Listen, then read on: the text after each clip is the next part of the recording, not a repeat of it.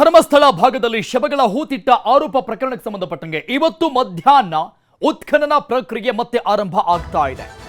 ಎಲ್ಲಿ ಧರ್ಮಸ್ಥಳದ ಕಲ್ಲೇರಿಯಲ್ಲಿ ಉತ್ಖನನ ಪ್ರಕ್ರಿಯೆಯನ್ನು ಮಾಡುವುದಕ್ಕೆ ಎಸ್ಐಟಿ ಅಧಿಕಾರಿಗಳು ನಿರ್ಧಾರವನ್ನ ಮಾಡಿದ್ದಾರೆ. ಬೆಳಿಗ್ಗೆಯಿಂದ ಇಲ್ಲಿಯವರೆಗೂ ಕೂಡ ಸ್ಪಾಟ್ ನಂಬರ್ 13ರ ಬಗ್ಗೆ ಒಂದಿಷ್ಟು ಚರ್ಚೆಗಳಾಗ್ತಾ ಇತ್ತು. ಅಲ್ಲಿ ಉತ್ಖನನ ಇಲ್ಲ ಅನ್ನುವಂತ ಡಿಸೈಡ್ ಆಗಿದೆ.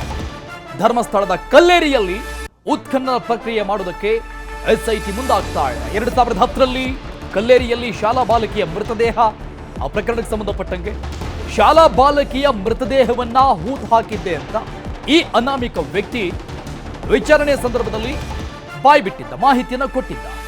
ಆಕೆ ಶಾಲಾ ಸಮವಸ್ತ್ರದಲ್ಲಿ ಹೂತಿದ್ದೆ ಅಂತ ಹೇಳಿದ್ದ. ಗೋಂಕ್ರಥಾರ್ ಅರಣ್ಯ ಭಾಗಕ್ಕೆ ಅನಾಮಿಕನನ್ನ ಈಗ ಕರೆದುಕೊಂಡು ಬರಲಾಗಿದೆ. ಕಲ್ಲೇರಿ ಜಾಗವನ್ನ 15ನೇ ಸ್ಪಾಟ್ ಅಂತ ಗುರುತು ಮಾಡಲಾಗಿದೆ. ಮೊದಲಿಗೆ ಮಾನವಾಶ್ರಮದ ಮೂಲಕ ಅಗೆಯುವಂತಹ ಕೆಲಸ ಅಂದ್ರೆ ಇಲ್ಲಿವರೆಗೂ ಯಾವ ರೀತಿಯಾಗಿ ಈ ಒಂದು ಪ್ರಕ್ರಿಯೆ ಡಿಗ್ಗಿಂಗ್ ಪ್ರಕ್ರಿಯೆ ನಡೆದುಕೊಂಡು ಬಂದಿದೆ, ಯಥಾ ಪ್ರಕಾರವಾಗಿ ಈಗಲೂ ಕೂಡ ಅದೇ ರೀತಿಯಾಗಿ ನಡೆಸೋದಕ್ಕೆ ಎಸ್ಐಟಿ ತೀರ್ಮಾನವನ್ನ ಮಾಡಿರೋದು. ಇದು ಸ್ಪಾಟ್ ನಂಬರ್ 15 ಕಲ್ಲೇರಿಯಲ್ಲಿ ಗುರುತಿಸಿರುವಂತಹ ಜಾಗ ಸ್ಪಾಟ್ ನಂಬರ್ 15 ಅಂತ ಅದನ್ನ ಗುರುತಿಸಲಾಗಿದೆ. ಧರ್ಮಸ್ಥಳ ಭಾಗದಲ್ಲಿ ಶವಗಳ ಹೂತಿಟ್ಟ ಪ್ರಕರಣಕ್ಕೆ ಸಂಬಂಧಪಟ್ಟಂಗೆ ಉತ್ಖನನ ಪ್ರಕ್ರಿಯೆ ತನಿಖೆ ಮುಂದುವರಿತಾ ಇದೆ ಯಥಾ ಪ್ರಕಾರವಾಗಿ. ಆದ್ರೆ ಸ್ಪಾಟ್ ನಂಬರ್ 13 ಇನ್ನೂ ಮಾತ್ರ ನಿಗೂಢವಾಗಿದೆ. ಬಹಳಷ್ಟು ಕಾಂಪ್ಲಿಕೇಟೆಡ್ ಆಗಿರುವಂತಹ ಆ ಒಂದು ಗುರುತು ಮಾಡಿರುವಂತಹ ಜಾಗ, ಅದರ ಉತ್ಖನನ ಪ್ರಕ್ರಿಯೆ ಯಾವಾಗ ಅನ್ನುವಂತಹ ಚರ್ಚೆಗಳು ನಡೀತಾ ಇದೆ ಎಸ್ಐಟಿ ತಂಡದಲ್ಲಿ.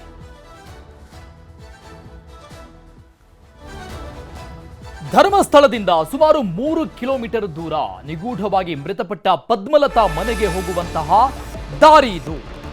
ಗೋಂಕ್ರಥಾರ್ ಕಾಡಿನ ಒಳಗೆ ಕಾರ್ಮಿಕರು ಎಸ್ಐಟಿ ಅಧಿಕಾರಿಗಳು ಪ್ರವೇಶವನ್ನ ಮಾಡಿದ್ದಾರೆ. ಈಗ ಅನಾಮಿಕನ ಸಮೇತವಾಗಿ ಈತ ಗುರುತಿಸಿರುವಂತಹ ಜಾಗ ಅಲ್ಲಿರೋ ಗೋಂಕ್ರಥಾರ್ ಕಾಡಿನ ಒಳಗೆ ಕಾರ್ಮಿಕರು ಎಸ್ಐಟಿ ಅಧಿಕಾರಿಗಳು ಬಂದಿದ್ದಾರೆ. ಕಾರ್ಮಿಕರ ಮೂಲಕವಾಗಿ ಆರಂಭಿಕ ಹಂತದಲ್ಲಿ ಅದನ್ನು ತಗ್ಗಿಸಲಾಗುತ್ತೆ. ಅನಾಮಿಕನ ಜೊತೆಗೆ ಎಸ್ಐಟಿ ಕಾಡಿನೊಳಗೆ ಹೋಗಿರೋದು. ರಸ್ತೆಯ ಬಳಿಯೇ ಟೇಪ್ ಹಾಕಿ ಮಾಧ್ಯಮದವರಿಗೆ ತಡೆಯನ್ನ ನೀಡಲಾಗಿದೆ. ಬೋಳಿಯಾರ್ನಿಂದ 1 ಕಿಲೋಮೀಟರ್ ದೂರದ ಅರಣ್ಯದ ಭಾಗದಲ್ಲಿ ಆ ಒಂದು ಜಾಗವನ್ನ ಸ್ಪಾಟ್ ಅನ್ನ ಗುರುತು ಮಾಡಲಾಗಿದೆ. ರಸ್ತೆಯಿಂದ 500 ಮೀಟರ್ ದೂರದಲ್ಲಿರುವಂತಹ ಸ್ಪಾಟ್ ಇದು. ಹಿಂದೆ ಸ್ಥಳ ಗುರುತು ಮಾಡಿ ಇವತ್ತೇ ಸ್ಥಳವನ್ನ ಉತ್ಖನನ ಮಾಡುವಂತಹ ನಿರ್ಧಾರಕ್ಕೆ ಅಧಿಕಾರಿಗಳು ಮುಂದಾಗಿದ್ದಾರೆ. ಉಪ್ಪು ಕೂಡ ತಗೊಂಡು ಹೋಗಿದ್ದಾರೆ ಈಗಾಗಲೇ ಸಿಬ್ಬಂದಿ. ಮೂಟೆಯನ್ನು ಹೊತ್ಕೊಂಡು ಹೋಗುವಂತಹ ದೃಶ್ಯವನ್ನು ನೋಡಿದೀವಿ ನಾವು. ಉಪ್ಪನ್ನು ಕೂಡ ತೆಗೆದುಕೊಂಡು ಹೋಗಿರುವಂತಹ ದೃಶ್ಯ. ಸೊ ಇವತ್ತು ಹೊಸದಾದಂತಹ ಸ್ಪಾಟ್ ಅನ್ನ ಆ ಅನಾಮಿಕ ವ್ಯಕ್ತಿ ಗುರುತು ಮಾಡ್ತಾ ಇರೋದು ಸ್ಪಾಟ್ ನಂಬರ್ 15. ಸೊ ಅದರ ಉತ್ಖನನ ಪ್ರಕ್ರಿಯೆ ಇವತ್ತೇ ನಡೆಸಲಾಗುತ್ತೆ. ವಾಟ್ ನೆಕ್ಸ್ಟ್ ಅನ್ನುವಂತಹ ಅನೇಕ ಪ್ರಶ್ನೆಗಳಿವೆ. ಸ್ಪಾಟ್ ನಂಬರ್ 13 ಆಯ್ತು, 14 ಆಯ್ತು, ಮುಂದೆ ಏನು ಪ್ರಕ್ರಿಯೆ ಹೇಗೆ ಸಾಗುತ್ತೆ?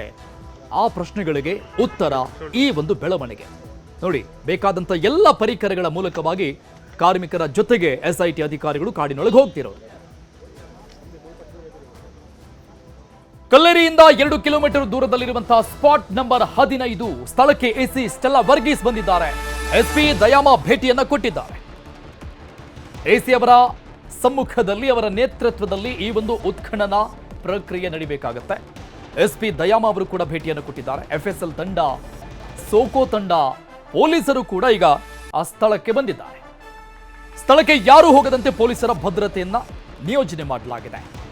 ಉಳಿದಂತ ಸಾರ್ವಜನಿಕರಿಗೆ ಸ್ಥಳದಲ್ಲಿ 100ಕ್ಕೂ ಹೆಚ್ಚು ಪೊಲೀಸರ ನಿಯೋಜನೆ ಮಾಡಲಾಗಿದೆ. ಹಾಗಾದ್ರೆ ಈ ಜಾಗದಲ್ಲಿ ಬಾಲಕಿಯ ಶವ ಸಿಗುತ್ತಾ ಅನ್ನೋ ಪ್ರಶ್ನೆ ಸದ್ಯಕ್ಕೆ.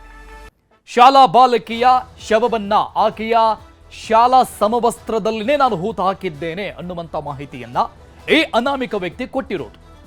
ಆತ ಹೇಳಿದಂತ ರೀತಿಯಲ್ಲಿನೇ ಅಲ್ಲಿ ಶವ ಸಿಗುತ್ತಾ, ಬಾಲಕಿಯ ಶವ ಸಿಗುತ್ತಾ ಅನ್ನುವಂತ ಪ್ರಶ್ನೆ ಸಹಜವಾಗಿದೆ. ಈಗ ನಿಮಗೆ ಡೀಟೇಲ್ಸ್ ಕೊಡ್ತಾರೆ ನಮ್ಮ ಪ್ರತಿನಿಧಿ ಕಿಶನ್ ಶೆಟ್ಟಿ, ಲೈವ್ ನಲ್ಲಿ ಜಾಯ್ನ್ ಆಗ್ತಾ ಇದ್ದಾರೆ. ಕಿಶನ್, ಮಧ್ಯಾಹ್ನದವರೆಗೂ ಕೂಡ ಯಾವುದೇ ನಿರ್ಧಾರಗಳು ಆಗಿರಲಿಲ್ಲ ಅನ್ನುವಂತ ಮಾಹಿತಿ ಇತ್ತು. ಸ್ಪಾಟ್ ನಂಬರ್ 13ರ ಉತ್ಖನನ ಯಾವಾಗ ಮಾಡಬಹುದು ಅನ್ನುವಂತ ಚರ್ಚೆಗಳೇ ನಡೀತಾ ಇತ್ತು. ಬಟ್ ಇದ್ದಕ್ಕಿದ್ದಂಗೆ ಈಗ ತನಿಖೆಯನ್ನ ಮುಂದುವರಿಸುವಂತ ನಿರ್ಧಾರವನ್ನ ತೆಗೆದುಕೊಂಡಿರುವಂತದ್ದು. ಇದು ನಿನ್ನೆ ನಡೆದಂತ ವಿಚಾರಣೆಯ ಸಂದರ್ಭದಲ್ಲಿ ಮೊಹಾಂತಿ ಅವರು ಖುದ್ದಾಗಿ ಈ ಅನಾಮಿಕನನ್ನ ವಿಚಾರಣೆ ಮಾಡಿದಂತ ಸಂದರ್ಭದಲ್ಲಿ ಆತ ಬಾಯ್ಬಿಟ್ಟಂತ ಸ್ಪಾಟ್ಗೆ ಈಗ ಹೋಗ್ತಾ ಇರುವಂತದ್ದು ಅಂತ ಅನಿಸ್ತಾ ಇದೆಯಾ, ಹೇಗೆ? ಅರುಣ್, ಈ ಉತ್ಖನನ ಪ್ರಕ್ರಿಯೆಯಲ್ಲಿ ಒಂದು ಮೇಜರ್ ಟ್ವಿಸ್ಟ್ ಸಿಕ್ಕಿದೆ ಅಂತ ಹೇಳ್ಬೋದು. ಯಾಕೆಂದ್ರೆ ಎಲ್ಲರೂ ಕೂಡ ಭಾವಿಸಿದ್ರು ಇದು ಕಲ್ಲೇರಿಯ ಶಾಲಾ ಬಾಲಕಿಯನ್ನ ಆತ ಹೂತಿದ್ದೇನೆ ಅಂತ ಹೇಳಿದ್ದ ಅದೇ ಪ್ರಕರಣ ಅಂತ ಹೇಳಿ. ಆದ್ರೆ ಇದೀಗ ಮೇಲ್ನೋಟಕ್ಕೆ ಗಮನಕ್ಕೆ ಬರ್ತಾ ಇದು ಬೇರೊಂದು ಪ್ರಕರಣ ಅಂತ ಹೇಳಿ. ಯಾಕೆಂದ್ರೆ ಆತ ಕೋರ್ಟ್ಗೆ ಕೊಟ್ಟಿರುವಂತಹ ದಾಖಲೆಗಳಲ್ಲಿ ಹೇಳ್ತಾ ಇರುವಂತದ್ದು ಕಲ್ಲೇರಿಯ ಪೆಟ್ರೋಲ್ ಬಂಕ್ ಇಂದ ಸುಮಾರು 500 ಮೀಟರ್ ದೂರದಲ್ಲಿರುವಂತಹ ಅರಣ್ಯ ಭಾಗದಲ್ಲಿ ಆ ಶಾಲಾ ಬಾಲಕಿಯ ಮೃತದೇಹವನ್ನು ಹೂತಿದ್ದೇನೆ ಅಂತ ಹೇಳಿ. ಆದ್ರೆ ಇದು ಕಲ್ಲೇರಿಯಿಂದ ಸುಮಾರು 2 ಕಿಲೋಮೀಟರ್ ದೂರದಲ್ಲಿರುವಂತಹ ಅರಣ್ಯ ಭಾಗ ಗೋಂಕ್ರತಾರ್ ಎಂಬ ಅರಣ್ಯ ಭಾಗದಲ್ಲಿ ಈಗ ಅನಾಮಿಕ ವ್ಯಕ್ತಿಯನ್ನ ಎಸ್ಐಟಿ ಅಧಿಕಾರಿಗಳು ಕರ್ಕೊಂಡು ಹೋಗಿದ್ದಾರೆ. ಜೊತೆಗೆ ಇವತ್ತೇ ಸ್ಥಳ ಮಹಜರನ್ನ ಮಾಡಿ ಇವತ್ತೇ ಉತ್ಖನನ ಮಾಡುವಂತಹ ಪ್ರಕ್ರಿಯೆಗೆ ಎಸ್ಐಟಿ ಅಧಿಕಾರಿಗಳು ಮುಂದಾಗಿದ್ದಾರೆ. ಯಾಕಂದ್ರೆ ಸ್ಪಾಟ್ ನಂಬರ್ 13 ಬಹಳಷ್ಟು ಗೊಂದಲದಿಂದ ಕೂಡಿತ್ತು. ಅದನ್ನ ಉತ್ಖನನ ಮಾಡೋದಾ ಬೇಡವಾ ಅಥವಾ ಜಿಪಿಆರ್ ತಂತ್ರಜ್ಞಾನದ ಮೂಲಕವಾಗಿ ಅದನ್ನು ಉತ್ಖನನ ಮಾಡೋದಾ ಎಂಬಿತ್ಯಾದಿ ಹಲವು ಚರ್ಚೆಗಳು ಆಯಿತು.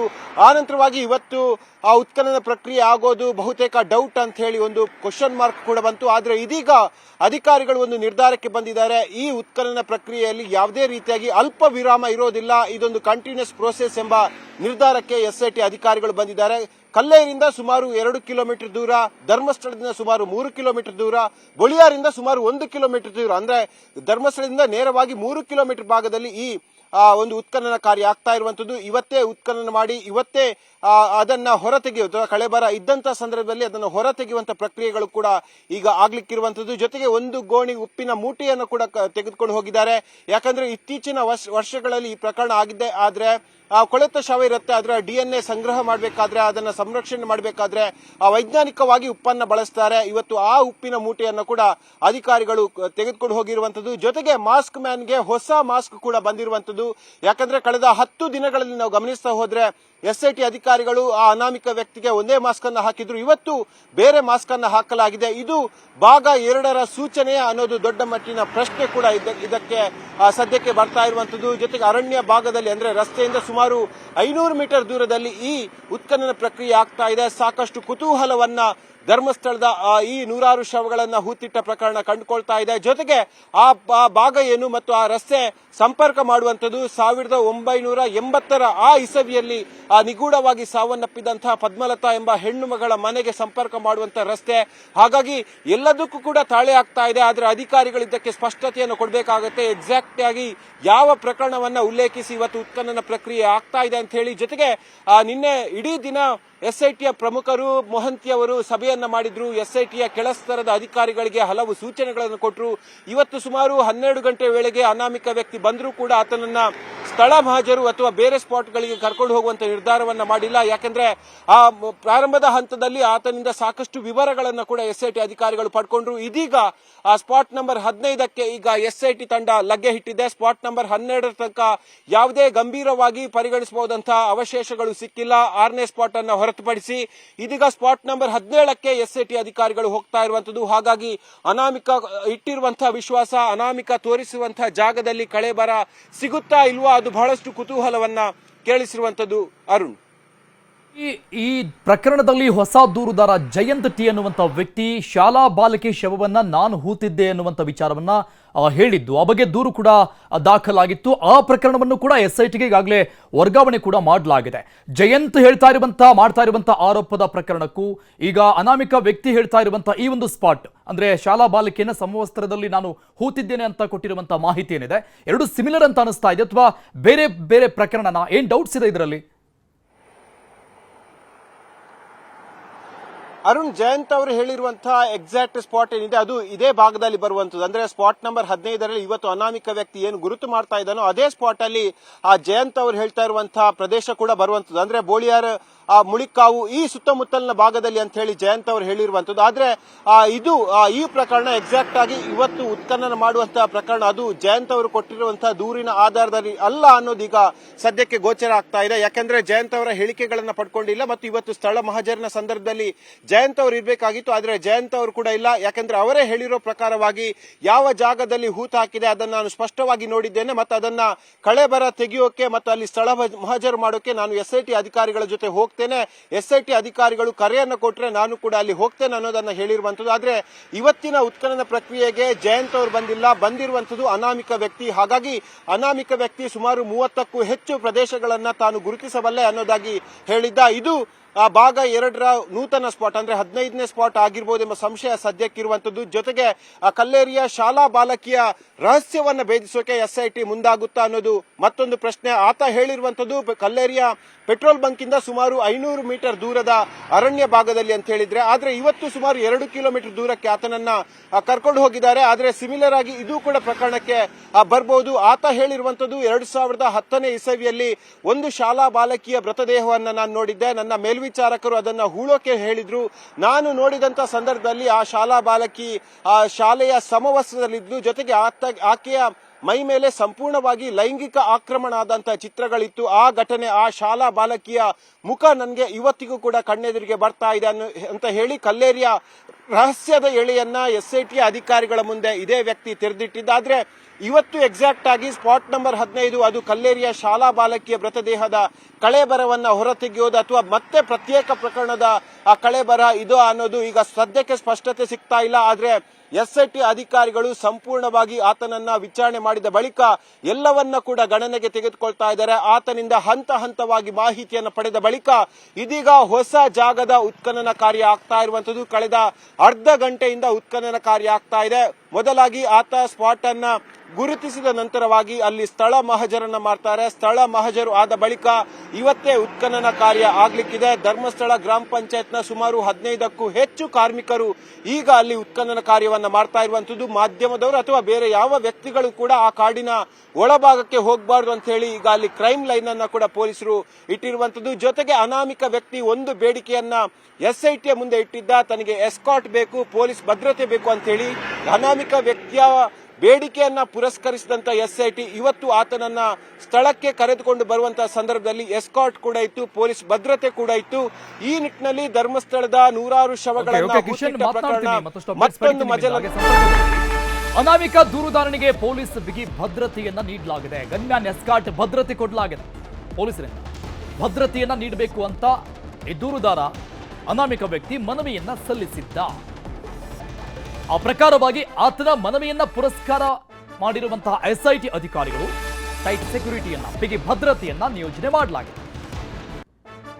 ಡೀಟೇಲ್ಸ್ ಕೊಡ್ತಾರೆ ನಮ್ಮ ಪ್ರತಿನಿಧಿ ಕಿಶನ್ ಲೈವ್ ನಲ್ಲಿದ್ದಾರೆ. ಕಿಶನ್, ಮೊನ್ನೆ ಆದಂತಹ ಆ ಒಂದು ಘಟನೆ, ಒಂದಿಷ್ಟು ಗಲಾಟೆಗಳು, ಪ್ರತಿಭಟನೆಗಳು ಏನಾಯಿತು, ಆ ಒಂದು ಬೆಳವಣಿಗೆಗಳನ್ನ ನೋಡಿದ ನಂತರದಲ್ಲಿ ಈತನಿಗೆ ಇಂಥದ್ದೊಂದು ವಿಚಾರ ಗಮನಕ್ಕೆ ಬಂತ ಅಂತಂದ್ರೆ ನನಗೆ ಥ್ರೆಟ್ಟಿಂಗ್ ಆಗಬಹುದು ಅನ್ನುವಂಥ ಹಿನ್ನೆಲೆಯಲ್ಲಿ ಭದ್ರತೆಯನ್ನ ಕೇಳಿದ್ನ ಹೇಗೆ ಆಗಿದಂತಹ ಬೆಳವಣಿಗೆ ಹಿನ್ನೆಲೆಯಲ್ಲಿ? ಹೌದು ಅರುಣ್, ಯಾಕೆಂದ್ರೆ ಧರ್ಮಸ್ಥಳದಲ್ಲಿ ಮೊನ್ನೆ ಸಂಜೆ ಆದಂತಹ ಘಟನೆಯ ಬಳಿಕವಾಗಿ ಯಾರೆಲ್ಲ ದೂರುದಾರಿದ್ದಾರೆ, ಮಾಹಿತಿದಾರಿದ್ದಾರೆ ಅವರಿಗೆ ಪೊಲೀಸ್ ಭದ್ರತೆಯನ್ನ ಕೊಡಲಾಗ್ತಾ ಇದೆ. ವಿಶೇಷವಾಗಿ ಅನಾಮಿಕ ವ್ಯಕ್ತಿ ಕೂಡ ಪೊಲೀಸ್ ಭದ್ರತೆಯನ್ನ ಕೇಳ್ತಾ ಇರುವಂತದ್ದು. ಯಾಕೆಂದ್ರೆ ಆತ ಲಾಯರ್ ಬಳಿ ಬರ್ತಾನೆ ಮತ್ತು ಒಂದು ಅಜ್ಞಾತ ಸ್ಥಳದಿಂದ SIT ಕಚೇರಿಗೆ ಅಂದ್ರೆ ಬೆಳ್ತಂಗಡಿಯ SIT ಕಚೇರಿಗೆ ಬಂದು ಇಡೀ ದಿನದ ಪ್ರಕ್ರಿಯೆ ಮುಗಿಸಿ ಬಳಿಕ ಲಾಯರ್ಗಳೊಂದಿಗೆ ಮತ್ತೆ ಅಜ್ಞಾತ ಸ್ಥಳಕ್ಕೆ ಹೋಗ್ತಾನೆ. ಈ ಸಂದರ್ಭದಲ್ಲಿ ತನಗೆ ಸೆಕ್ಯೂರಿಟಿ ಬೇಕು ಅನ್ನೋದನ್ನು ಹೇಳಿರುವಂತದ್ದು ಮತ್ತು ಸ್ಪಾಟಿಗೆ ಬರುವಂತಹ ಸಂದರ್ಭದಲ್ಲಿ ಕೂಡ ಸೆಕ್ಯೂರಿಟಿ ಬೇಕು ಅನ್ನೋದನ್ನು ಹೇಳಿಕೊಂಡಿರುವಂತದ್ದು. ಯಾಕೆಂದ್ರೆ ಆತ ಗುರುತಿಸಿದಂತಹ 12 ಸ್ಥಳಗಳು ಕೂಡ ಕೇವಲ 6ನೇ ಸ್ಪಾಟ್ ಅಲ್ಲಿ ಹೊರತುಪಡಿಸಿ ಬೇರೆ ಯಾವುದೇ ಸ್ಪಾಟ್ಗಳಲ್ಲಿ ಕಳೆ ಬರದ ಅಂಶಗಳು ಸಿಕ್ಕಿಲ್ಲ. ಹಾಗಾಗಿ ಜನ ಕೂಡ ಮಾತಾಡಿಕೊಳ್ತಾ ಇದ್ದಾರೆ, ಯಾರೋ ಷಡ್ಯಂತ್ರವನ್ನ ಮಾಡ್ತಾ ಇದ್ದಾರೆ, ಅನಾಮಿಕ ವ್ಯಕ್ತಿಯನ್ನ ಚೂ ಬಿಟ್ಟು ಒಂದು ಕ್ಷೇತ್ರ ಅಥವಾ ಪ್ರಭಾವಿ ಕುಟುಂಬದ ವಿರುದ್ಧ ಷಡ್ಯಂತ್ರವನ್ನ ಮಾಡಲಾಗ್ತಾ ಇದೆ. ಅನಾಮಿಕ ವ್ಯಕ್ತಿಯನ್ನ SIT ಕಸ್ಟಡಿಗೆ ಪಡೆದುಕೊಳ್ಬೇಕು, ಆತನನ್ನ ವಿಚಾರಣೆ ಮಾಡಬೇಕೆಂಬ ಆಗ್ರಹವನ್ನ ಕೂಡ ಜನ ಮಾಡ್ತಾ ಇದ್ದಾರೆ. ಇದರ ಜೊತೆಗೆ ಯೂಟ್ಯೂಬರ್ಗಳ ಮೇಲೆ ಹಲ್ಲೆ ಆಗಿರುವಂತದ್ದು. ಹಾಗಾಗಿ ಅನಾಮಿಕ ವ್ಯಕ್ತಿ ತನಗೆ ವಿಶೇಷವಾದ ಭದ್ರತೆ ಬೇಕು, ಪೊಲೀಸ್ ಎಸ್ಕಾಟ್ ಬೇಕಂತ ಕೇಳಿಕೊಂಡಿದ್ದ. ಇವತ್ತು ಸ್ಪಾಟ್ ನಂಬರ್ 15ಕ್ಕೆ ಆತ ಎಸ್ಕಾಟ್ ಜೊತೆಗೆ ಬಂದಿರುವಂತದ್ದು. ಅರುಣ್, ಥ್ಯಾಂಕ್ ಯು ಕಿಶನ್ ಶೆಟ್ಟಿ ಎಲ್ಲ ಡೀಟೇಲ್ಸ್ಗೆ.